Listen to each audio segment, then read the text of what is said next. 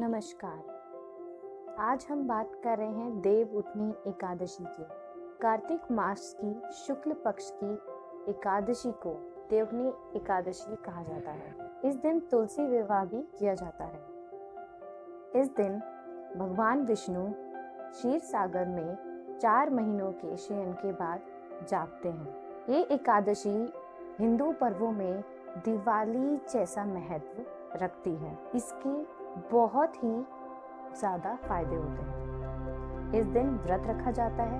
विधि विधान से व्रत रखकर हम सारी मनोकामनाओं को पूर्ण कर सकते हैं। लेकिन आज मैं आपके लिए एक आसान तरीका लाई हूँ जिससे आप बिना व्रत के भी व्रत के समान आप उसका फल प्राप्त कर सकते हैं और अपनी सभी मनोकामनाओं को पूर्ण कर सकते हैं। क्योंकि जॉब पे जाने वाले लोग, घर में रहने वाले लोग जिनको मेडिकल इश्यूज हैं, जो बच्चे हैं, वो इस व्रत को नहीं रख पाते क्योंकि कठिन व्रत है। निर्जला व्रत होने के कारण व्रत सभी नहीं रख सकते। तो बिना व्रत के हम इसका फायदा कैसे ले सकते हैं, आज मैं आपके सामने उस चीज को प्रस्तुत करने जा रही हूँ। इससे पहले हम सबसे बड़ी जो कंफ्यूजन है उसको सॉल्व करते हैं कि 2020 में देवउठनी एकादशी कब है, 25 नवंबर या 26 नवंबर। देखिए, अगर हम तिथि के हिसाब से चलें तो एकादशी तिथि की शुरुआत 25 नवंबर सुबह 2:42 बजे हो जाएगी। एकादशी तिथि का समापन 26 नवंबर सुबह 5:10 तक एकादशी तिथि समाप्त हो जाएगी। उसके बाद द्वादशी तिथि प्रारंभ।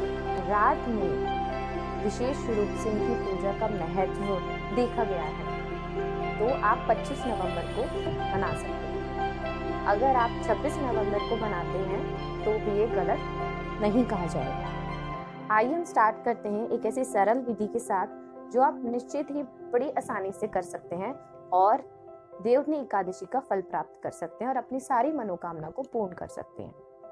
देवउठनी एकादशी के दिन सबसे पहले तो आपको सात्विक भोजन करना चाहिए। सात्विक भोजन का मतलब है कि आप लहसुन प्याज को छोड़कर खाना बनाएं, मतलब उनको हटाकर कोई भी खाना बनाते हैं वो आपका सात्विक भोजन होगा।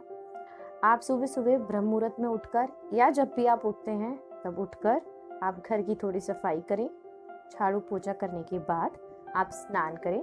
स्नान के जल में आप गंगा जल, आंवला रस और थोड़े तिल मिला लें, सफ़ेद या काले जैसे आपकी मर्जी हो। उसके बाद आप पूरे घर में गंगा जल छिड़कें। मेन गेट पर हल्दी का स्वस्तिक बनाएं।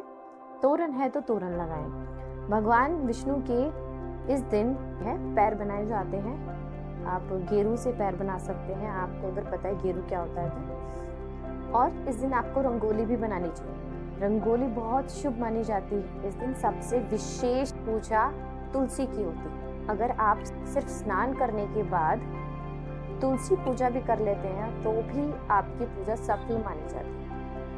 आप शाम के वक्त जहाँ पे आपने विष्णु जी के पैर बनाए हैं वहाँ पर दिया जलाएं घी का, और भोग के लिए मिठाई रख सकते हैं या आप स्वयं बना सकते हैं। कोई लड्डू, सीजन का फ्रूट रख सकते हैं। उसके साथ साथ आप मेन विशेष कर तुलसी के पास जाएं, वहाँ एक दिया जलाएं।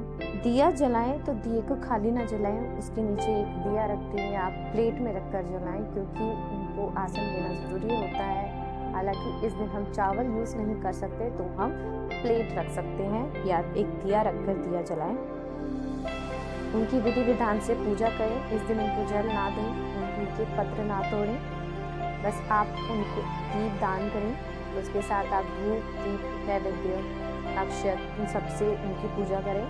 पूजा करने के बाद आप वहाँ पर विष्णु जी की आरती, महालक्ष्मी जी और तुलसी जी की आरती तुलसी के सामने बैठकर पढ़ें। कोई और पाठ कर सकते हैं।